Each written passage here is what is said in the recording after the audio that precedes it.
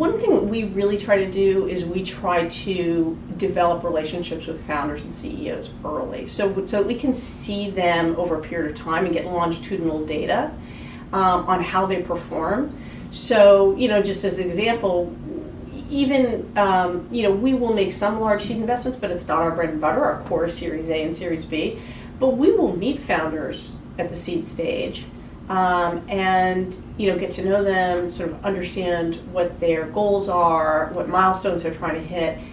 And then we'll kind of observe how they build their teams and how they deliver against what they say they're going to deliver, or how they pivot and what they learn. I mean, that's actually, I'd say another critical characteristic is sort of ability to learn over time. As a founder, typically they're in uncharted territory pretty much all the time. They're pretty much at, every stage of the company is new and different. They're always encountering new challenges. And so it's that ability to learn quickly and iterate quickly on, whatever it is, their hiring processes, their product. That ability to move quickly is really important. And so sometimes, when we might, track a founder over time, and maybe they didn't do exactly what they said they were going to do, but they've learned a lot and they can talk about what they've learned. And so I view that as a very important characteristic too.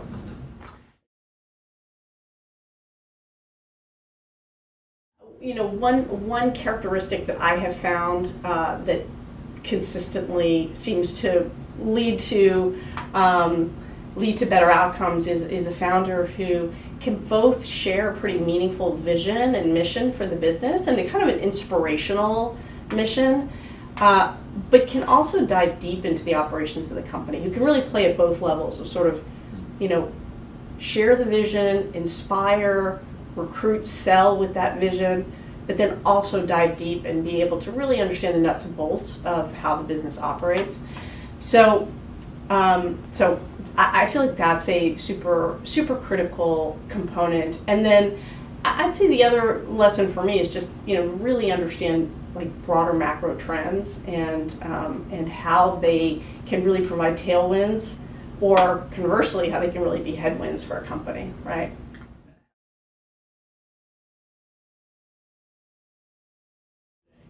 Well, I definitely have an appreciation for the cycles that the industry goes through, and trying to understand that there are times when there's a lot of momentum in the market and times when that momentum can stop. And so when I'm counseling my portfolio companies, I try to bring that wisdom to bear in the sense of, it might be easy to raise capital at one moment in time, and it might get a lot harder down the road, and you need to be prepared for that eventuality. And so, when it comes to things like, in the days of the dot-com era, for example, where companies raised a lot of money, it definitely had the potential effect of those companies sort of becoming sloppy, if you will, or investing in things that were not going to meaningfully build value in the company.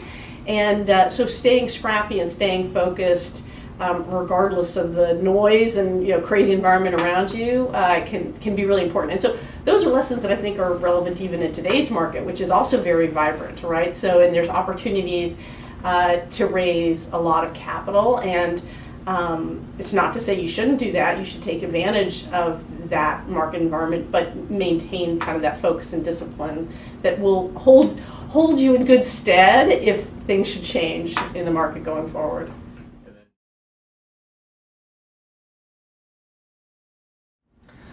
Well, look, I mean, it's a super vibrant time because of, there is both a lot of capital available, both, in particular, at the growth stages, there's been this emergence of these mega funds, and also at the seed stage. And so, this stat that I read recently was that 137 seed funds were founded in the last 12 months.